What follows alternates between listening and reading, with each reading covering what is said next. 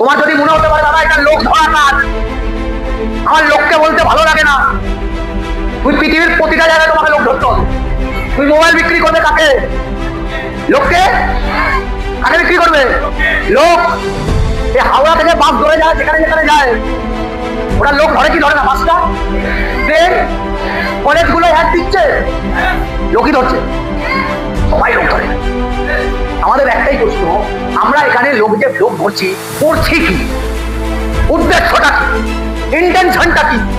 শিক্ষা, কম্পিউটার সেখানেই তো শিখবে। না শিখলে না তো ব্যবসা করো, বিজনেস করো। আপনারাও মালিক হোক, মালিক ব্যবসাদার হোক, বিজনেস করে যাও। ক্ষতি কোথায়?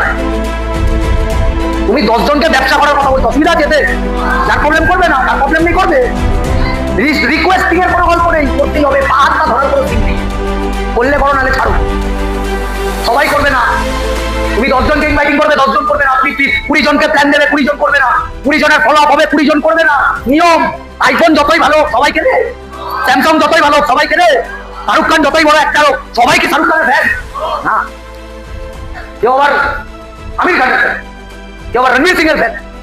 বিরাট কোহলি এত ভালো প্লেয়ার, সবাইকে বিরাট কোহলি ফ্যান। কেউ হার্দিক পান্ডিয়ারও ফ্যান আছে, কেউ রোহিত শর্মারও ফ্যান আছে। এভারেজ গেম ক্লিয়ার করতে পারছি, ইয়ে তন্ন।